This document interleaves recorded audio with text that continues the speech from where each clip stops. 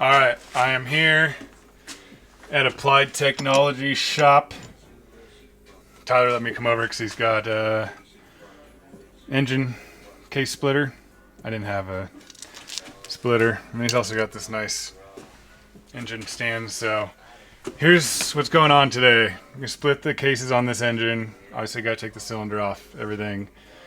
And I'm going to drop in, well, basically sub out this transmission, which is from an 03 to 06 WR400 and WR426, and it nearly fits perfectly into this engine, but there's gonna have to be a little bit of slight mods that I'll figure out when I get to that point. I believe it's this gear here is too big and the tolerance is a little tight, so you got to remove a bit of material from the standard engine cases to get this to fit. But otherwise, drop in. And the difference between this transmission is first and second gear is going to be way lower. So it drops. I have an image I will post on this so we know. But it basically drops down first gear, makes first gear really usable. And second gear becomes lower as well. Third already matches the stock X model motor, but this is actually a YZ250 standard engine. So basically converting standard YZ250 into a little bit of an X, but a WR. I don't know. It's been done before. And then on top of that, I'll drop my Recluse in here. I got my Boysen rad valves in here, so I'll put that on. I'm actually going to try with the stock spacer, which I was there, but I brought one anyways. But I couldn't find, per my research in forums, if it helps with bottom or not, but someone told me firsthand it does, so I'm going to give that a try. And I have the Boysen super cooler. Here's a 13 tooth countershaft sprocket, because stock is a 14, I believe. So a couple other doodads to throw in with the clutch that will not be stock or standard, but I'm not about that life. And then for the power valve, this is an 8mm. Take that off, that arm's come undone, and then you don't have to mess with anything up here. I will eventually put the hitless back in, but yeah. So yeah, and then loosen these 14s and pull the cylinder off.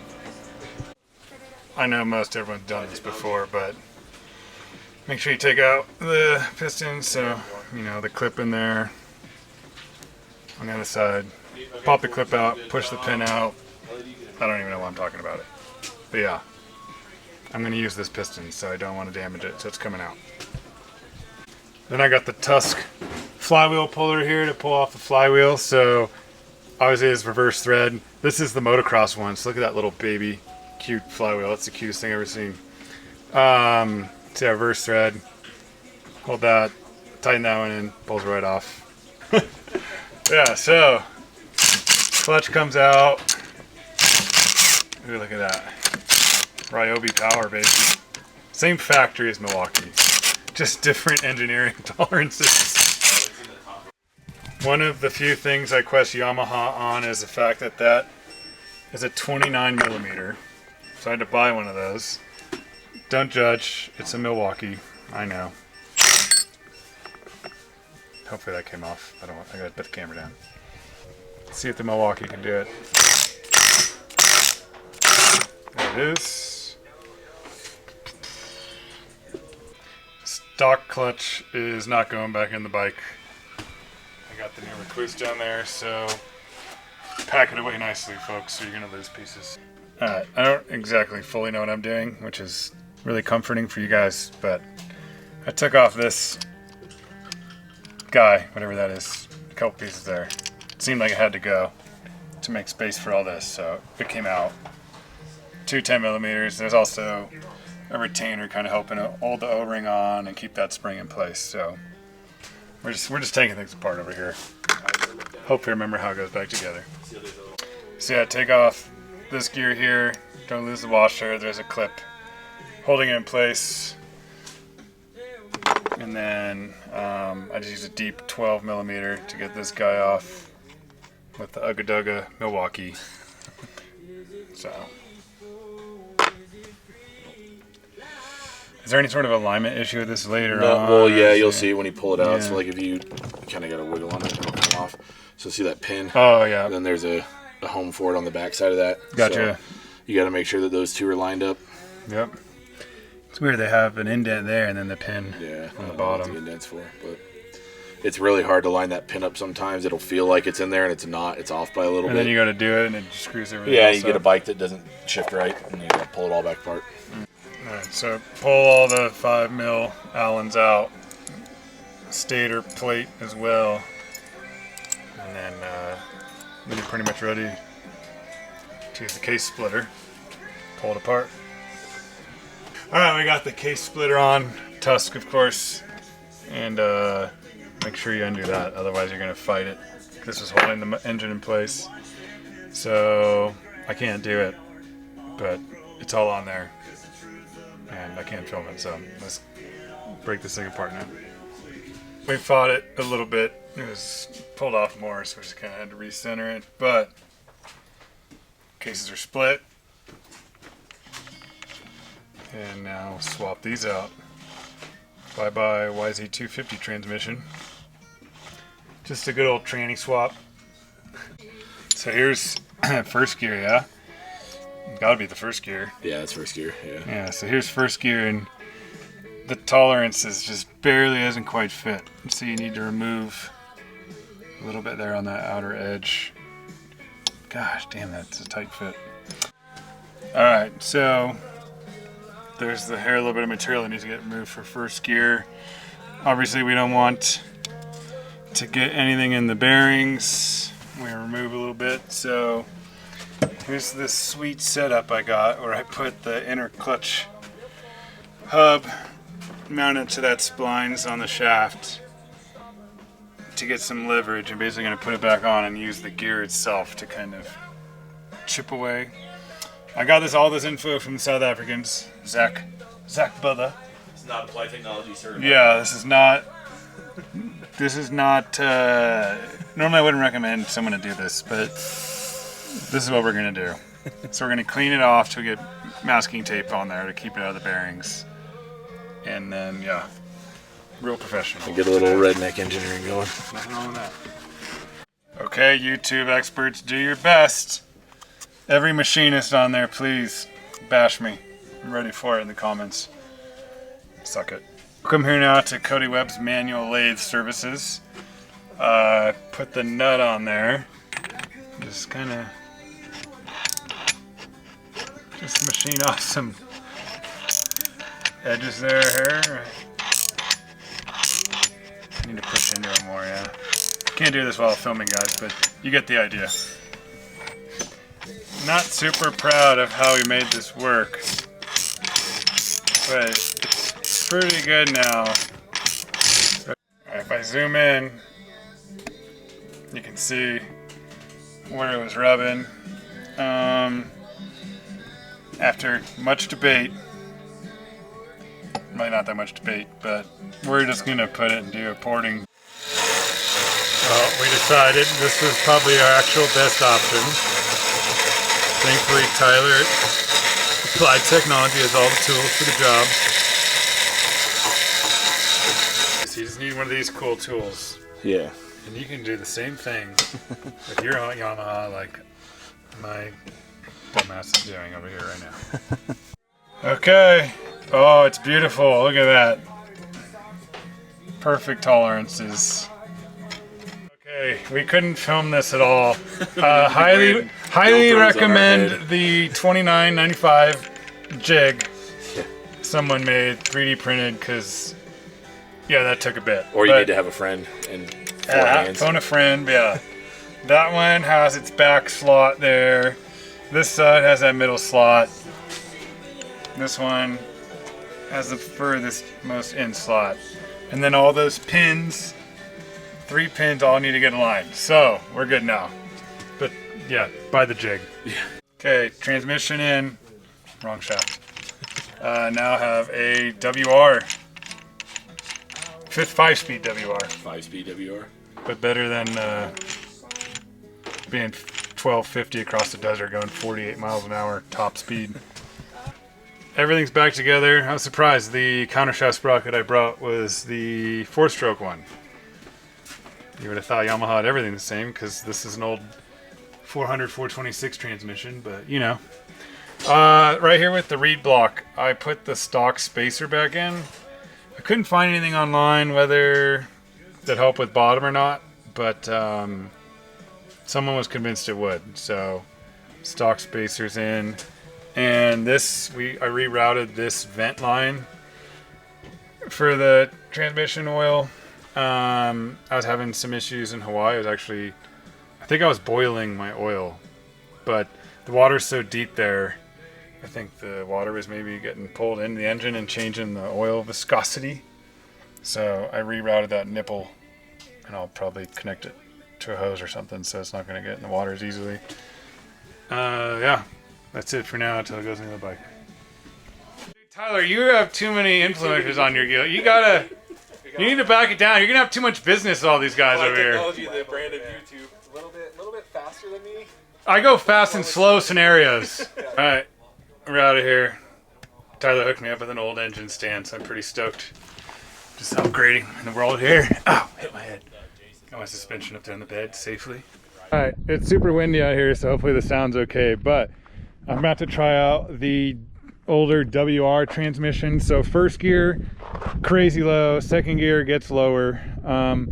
This is a crate engine, so it's a bone stock YZ250. I put my clutch in it.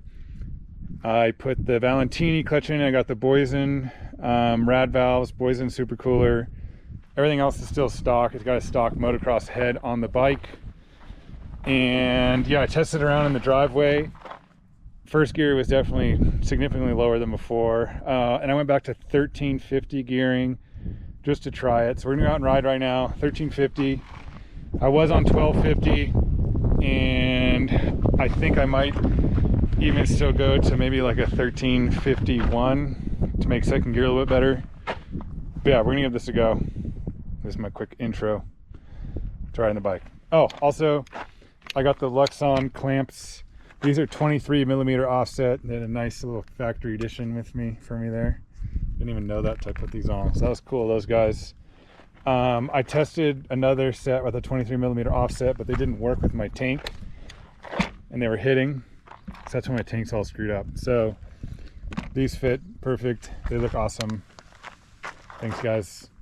Probably gonna put them on the rest of my bikes because I know I already like this setup, but I told them I'd try it. All right, let's go ride. Alright, let's give this another run after I'm warming up a little more.